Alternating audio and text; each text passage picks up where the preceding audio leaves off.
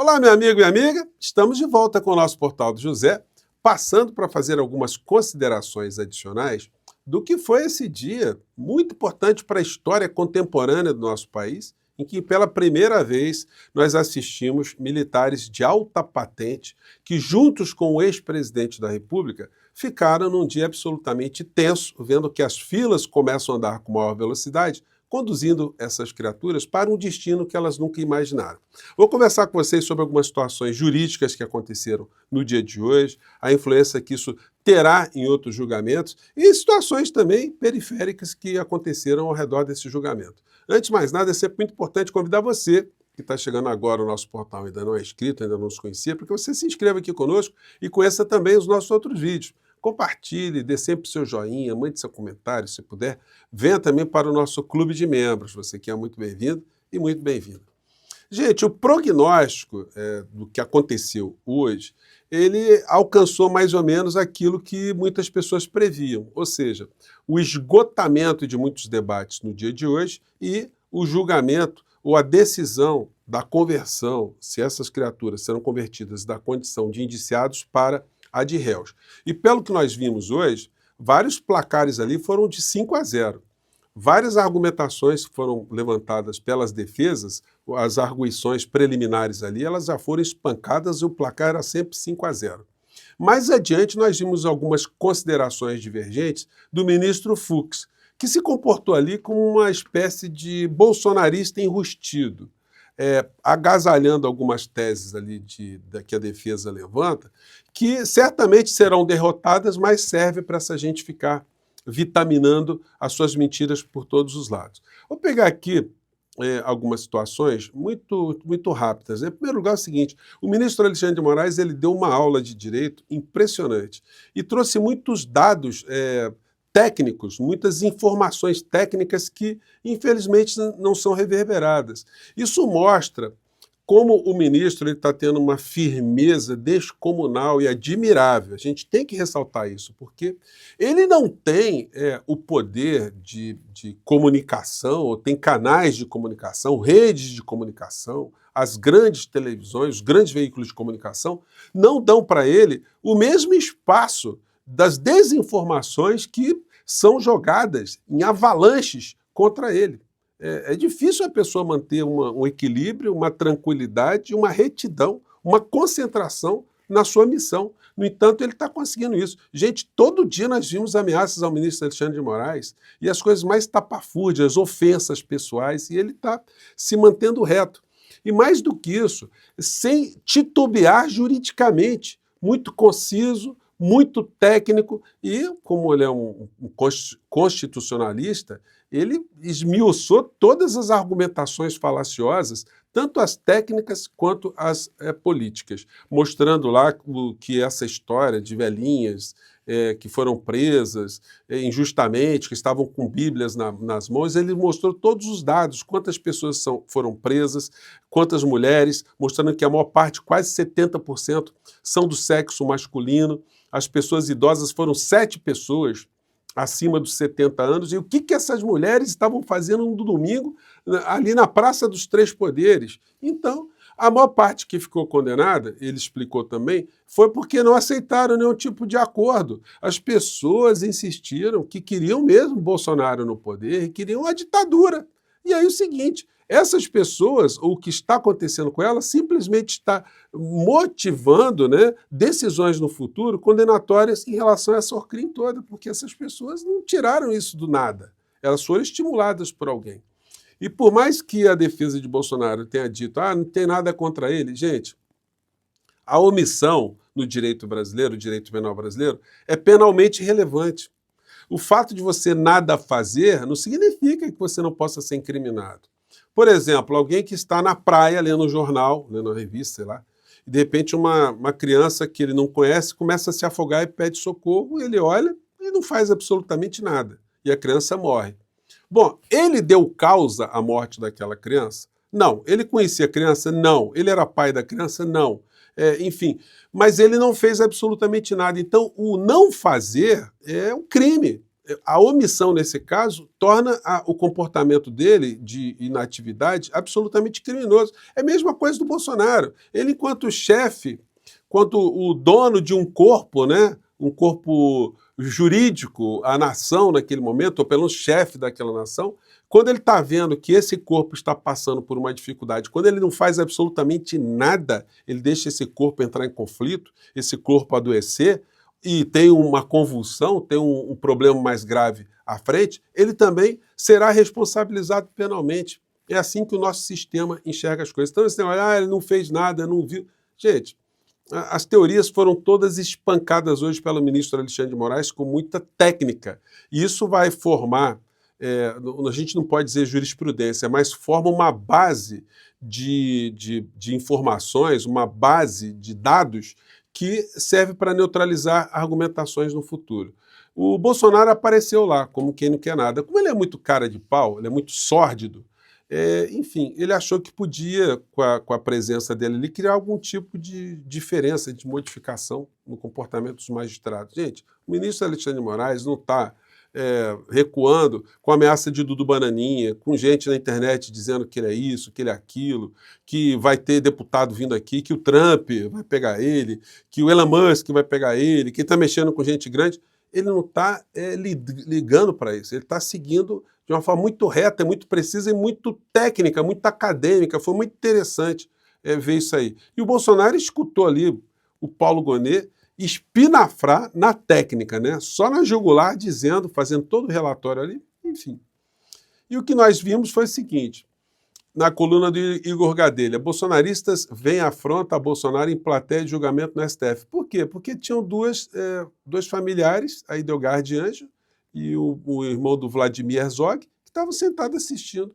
Então eles acharam que era uma afronta ter vítimas da ditadura militar, de parentes mortos na ditadura militar, ali no julgamento. Enfim, quem ficou intimidado no final da história, então, foram esses golpistas, né, esses pilantras.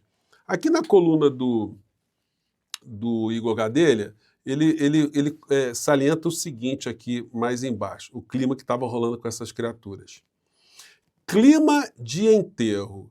Deputados bolsonaristas estão pessimistas em relação ao futuro de Bolsonaro e de outros denunciados. O deputado Sanderson, por exemplo, prevê que as penas de cada um dos investigados devem superar 30 anos. Os parlamentares da oposição também admitem que o caso está tendo uma grande repercussão e que está sendo explorado de forma negativa por petistas e aliados do presidente Lula. Olha só, a massa de informações que caíram contra o ministro Alexandre de Moraes são gigantescamente superiores ao espaço que ele teve hoje para desmentir tudo aquilo, para mostrar categoricamente cada ponto que é jogado pelas redes sociais em favor do Bolsonaro, que são informações ou são argumentos falsos. Portanto, eles estão percebendo que não tem como chegar e pegar as falas do ministro Alexandre de Moraes e falar, olha, tecnicamente isso está errado, isso é ilegal, isso não pode acontecer, isso não está na lei, isso é inconstitucional. Não dá para argumentar. Então eles vão chamar o quê? Vão fazer o quê? Vão xingar o ministro Alexandre de Moraes de cabeça de ovo, de ditador, vão ficar ofendendo, vão para o campo pessoal. Detalhe, eu não vi nenhuma rede de extrema-direita hoje, rede de direita, nem os que se arvoram ser juristas, como o Deltan Dallagnol, retransmitindo a sessão do Supremo Tribunal Federal. Sinal que eles estavam sabendo que haveria uma desmoralização gigantesca. O que eles fazem como mau caráteres que eles são recortes das falas dos advogados para alimentar o imaginário dessa patuleia toda. Mas isso não vai adiantar absolutamente nada. O destino de todos eles, gente, que estão ali, será a cadeia. O ponto negativo no meio dessa história foi alguns pronunciamentos e entendimentos divergentes do ministro Fux, que se comportou ali como uma espécie de ministro bolsonarista incubado, não confessável, né? E acabou deixando ali algumas situações que foram espancadas de uma forma jurídica muito contundente pelo ministro Alexandre de Moraes e seguida pelos outros ministros, com um lampejo de possibilidade para que os advogados de defesa se agarrem nesse lampejo, nessa boia, para fazerem daí alguma marola. Mas não vai dar, gente, porque é muito difícil a missão desses advogados. Seria como se advogados estivessem na África do Sul tentando explicar para o mundo que não houve apartheid, que o apartheid é fruto de narrativas, ou foi fruto de narrativas, e que nenhuma pessoa do poder político daquele tempo teve alguma coisa a ver com o apartheid. Ninguém fez nada a favor de se ter o apartheid, de se ter uma segregação, de se massacrar a população negra, de se espremer a grande maioria com o poder político e militar de uma minoria. Então, a tarefa é a mesma. É como se eles estivessem agora querendo que nós, de repente, ingeríssemos uma pílula de amnésia e esquecêssemos tudo aquilo que eles fizeram contra a nossa sanidade física, a nossa sanidade mental, os acampamentos nas frentes dos quartéis, os gritos de guerra, as mensagens que nós recebíamos pela internet, os canais que haviam nas redes sociais, no YouTube, as publicações que se faziam, as publicações ameaçadoras, os cartazetes que a gente recebia pela internet, como se tudo isso não tivesse existido para culminar no dia 8 de janeiro com aquela tentativa de golpe. Isso não vai dar.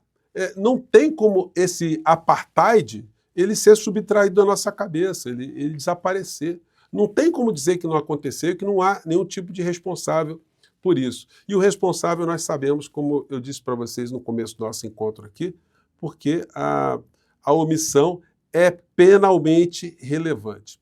Dando uma passada aqui no G1, que é da maior emissora de comunicação do Brasil, a gente vê algumas manchetes, né? STF rejeita questionamentos de advogados e decide amanhã se Bolsonaro vira réu. PGR diz que Bolsonaro era chefe do golpe. Moraes aponta ataques em série à democracia. A defesa do advogado, a defesa do Bolsonaro, né? Não se achou absolutamente nada contra Bolsonaro, afirma a advogada. Mesma coisa que dizer que na Segunda Guerra Mundial, no Holocausto, não se achou nada contra o Adolfo do Bigodinho, né? Se olhar bem, não há nenhuma foto do Adolfo num campo de concentração. Não há nenhuma imagem dele matando um judeu. Não há nenhum pronunciamento dele direto mandando fazer aquilo que de fato aconteceu. Portanto, ele seria inocente, segundo essa linha, né? E aí, no final, a gente viu isso aqui, ó, advogado é detido por desacato após gritar contra o STF em julgamento. O advogado, no caso, é aquele ex-desembargador Sebastião Coelho, né? Mais uma pessoa aí desse mundo do terraplanismo jurídico.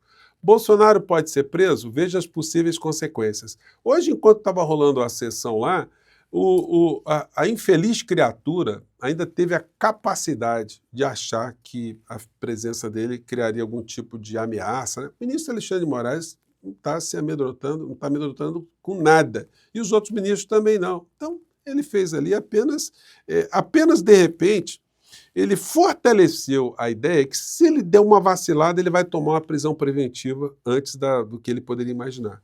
E publicou o seguinte, no meio de um julgamento: Brasil e Argentina em campo hoje às 21 horas no Monumental de Núñez. Vocês conseguem imaginar uma coisa dessa? Cara no corredor da morte falando de jogo Brasil-Argentina. Vamos torcer pelos nossos garotos voltarem com a vitória. Já no meu caso, o juiz apita contra antes mesmo do jogo começar. E ainda é o VAR, o bandeirinha, o técnico, o artilheiro do time adversário, tudo numa pessoa só. Questão seguinte, senhor delinquente, senhor monstro, senhor bandido, criminoso. A questão é que os advogados é que têm que fazer os argumentos técnicos, se isso está acontecendo ou se isso está acontecendo. E a sua turma tem que transmitir esse julgamento, para as pessoas terem noção do que está acontecendo.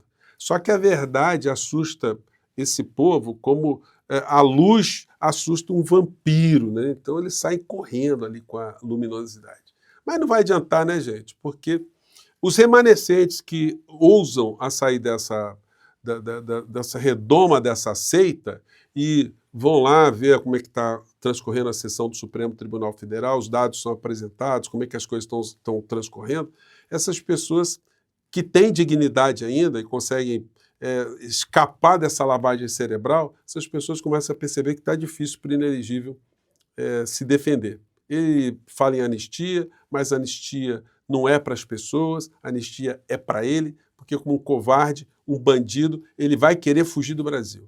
O filho dele já está dizendo que, se meu pai for preso, ele vai ser morto lá. Então, qual é o discurso daqui para frente? Olha, eu estou sendo julgado por uma corte incompetente, uma corte sinistra, uma corte ilegal. E se eu for condenado, será uma condenação ilegal. E se a condenação ilegal me mandar para a cadeia, eu vou me matar na cadeia. Então, portanto, eu vou fugir. Aí ele se legitima com a sua patulé para escapar da cadeia. Vamos ver o que vai acontecer nos próximos capítulos, né? Espero que a gente não tenha esse dissabor de ver esse criminoso fora do nosso país. Gente, eu fico por aqui. Um grande abraço, espero ter trazido mais esclarecimentos. A gente volta no próximo encontro. Tchau!